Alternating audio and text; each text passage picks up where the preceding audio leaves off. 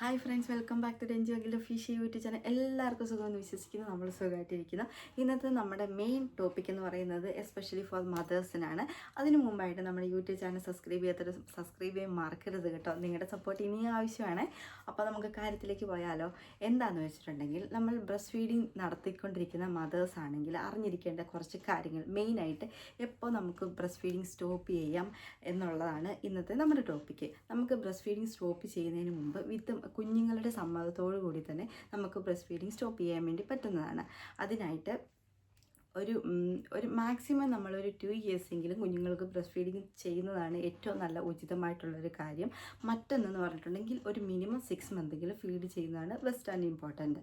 അപ്പം നമ്മളൊരു 2 വയസ്സ്, കുഞ്ഞുങ്ങൾക്ക് ഒരു 2 വയസ്സൊക്കെ ആകുമ്പോഴത്തേക്കും ബ്രസ്റ്റ് ഫീഡിങ് സ്റ്റോപ്പ് ചെയ്യാൻ വേണ്ടി ഉദ്ദേശിക്കുന്ന മദേഴ്സ് ആണെങ്കിൽ അറിഞ്ഞിരിക്കേണ്ട കാര്യം എന്ന് വെച്ചിട്ടുണ്ടെങ്കിൽ, ഒന്നാമത്തെ മെയിൻ ആൻഡ് ഇമ്പോർട്ടൻ്റ് ആയിട്ടുള്ള കാര്യം, നമ്മുടെ ബേബീസിൻ്റെ സമ്മതത്തോടു കൂടി തന്നെ നമുക്ക് ബ്രസ്റ്റ് ഫീഡിങ് സ്റ്റോപ്പ് ചെയ്യാവുന്നതാണ്. അതിനായിട്ട് നമ്മൾ സഡൻ ആയിട്ടല്ല നമ്മൾ ബ്രസ്റ്റ് ഫീഡിങ് സ്റ്റോപ്പ് ചെയ്യേണ്ടത്. ഗ്രാജുവലി ഡ്യൂറേഷൻ കുറച്ച് വരണം. എക്സാമ്പിൾ, നമ്മൾ ഡെയിലി ഒരു 2 മണിക്കൂർ അല്ലെങ്കിൽ 3 മണിക്കൂർ ഫീഡ് ചെയ്യുന്ന ഇൻ്റർമിറ്റൻ്റ് ആയിട്ട്, അതായത് 2 മണിക്കൂർ 3 മണിക്കൂർ ഇടവിട്ട് ഫീഡ് ചെയ്യുന്ന മദേഴ്സ് ആണെങ്കിൽ അതിൻ്റെ ടൈം ഡ്യൂറേഷൻ ഒന്ന് കുറച്ച് ഒരു 5 മണിക്കൂറത്തേക്ക് നീട്ടുക. പിന്നെ അല്ലെങ്കിൽ day time of completely stop ചെയ്തതിന് ശേഷം നൈറ്റ് ടൈമിൽ മാത്രം കൊടുക്കുക. അങ്ങനെ ഗ്രാജുവലി നമുക്ക് ബ്രസ്റ്റ് ഫീഡിങ് സ്റ്റോപ്പ് ചെയ്യാൻ വേണ്ടി പറ്റും. ഡ്യൂറേഷൻ കുറച്ചിട്ട് നമുക്ക് അവർക്ക് അതിനകത്തോടുള്ള അഡിക്ഷൻ കുറച്ചിട്ട് നമുക്ക് അത് പയ്യെ സ്റ്റോപ്പ് ചെയ്യാൻ വേണ്ടി പറ്റും. അതിന് മുമ്പായിട്ട് മെയിനായിട്ട് നമ്മൾ ഒരു 2 വയസ്സാകുമ്പോഴത്തേക്കും ബ്രസ്റ്റ് ഫീഡിങ് സ്റ്റോപ്പ് ചെയ്യുന്ന ബെസ്റ്റ് എന്ന് പറയാൻ കാരണം, നമ്മുടെ കുഞ്ഞുങ്ങൾ ബ്രസ്റ്റ് ഫീഡിങ് നടത്തുന്ന സമയത്ത് മാക്സിമം അവർ ഡയറക്റ്റ്ലി ഓറലി ഫുഡ്, അതായത് നമ്മുടെ ചോറ് ഫുഡ് അല്ലാതെ നോർമലായിട്ടുള്ള ഫുഡ് ഐറ്റംസ് ഒന്നും എടുക്കാൻ വേണ്ടി അവർ ശ്രമിക്കാറില്ല. മാക്സിമം അവർ സക്ക് ചെയ്ത് ഫീഡ് ചെയ്തുകൊണ്ടിരിക്കാനാണ് ശ്രമിക്കുന്ന കുട്ടികളാണ് കൂടുതലും കാണുന്നത് കേട്ടോ.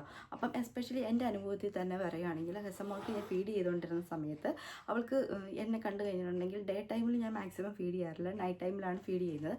എങ്കിൽ പോലും ഈവൻ ഒരു ഓഫുള്ള ദിവസമാണെങ്കിൽ അവളുടെ ഗ്രാജുവലി ഫുഡ് കഴിക്കുന്നതിൻ്റെ ക്വാണ്ടിറ്റി അവൾ കുറയ്ക്കും. മാക്സിമം അവൾ ബ്രസ്റ്റ് ഫീഡിലേക്ക് ഫോക്കസ് ചെയ്യാറുണ്ട്.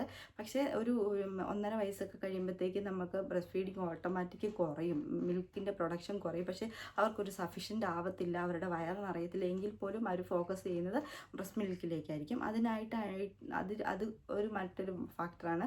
ബ്രസ്റ്റ് ഫീഡിങ് സ്റ്റോപ്പ് ചെയ്താൽ മാത്രമേ കുഞ്ഞുങ്ങളുടെ അതായത് ഫുഡിൻ്റെ ഇൻടേക്ക് അവർ കൂട്ടുകയുള്ളൂ. അത് വളരെ ഇമ്പോർട്ടൻ്റ് ആയിട്ടുള്ളൊരു കാര്യമാണ് കേട്ടോ.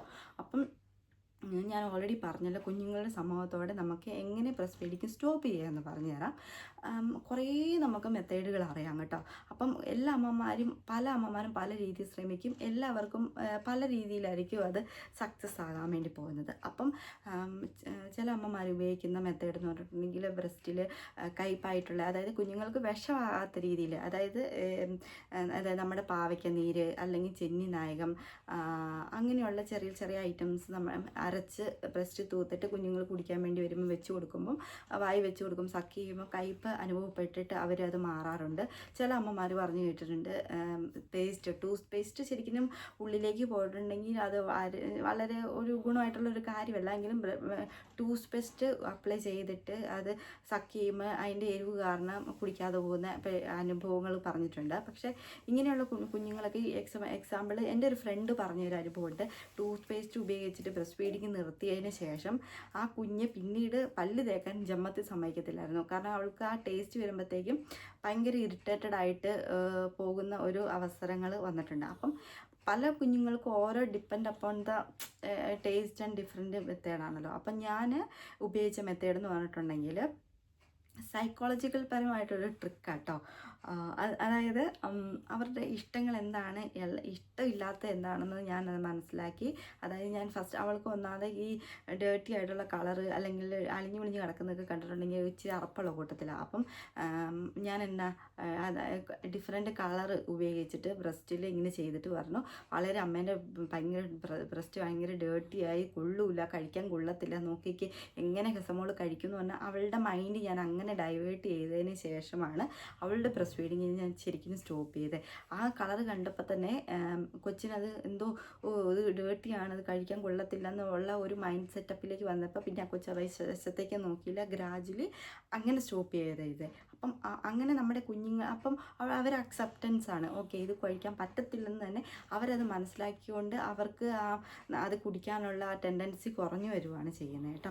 അപ്പോൾ ഓരോ കുട്ടികളുടെ എന്താ ഏതിലേക്കാണ് അവരുടെ ടെൻഡൻസി എന്നുള്ളത് അനുസരിച്ചിട്ട് വേണം നമ്മളത് മനസ്സിലാക്കിയിട്ട് ട്രൈ ചെയ്യുവാണെങ്കിൽ വളരെ സിമ്പിളായിട്ട് നമുക്ക് ബ്രസ്റ്റ് ഫീഡിങ് സ്റ്റോപ്പ് ചെയ്യാൻ വേണ്ടി പറ്റും.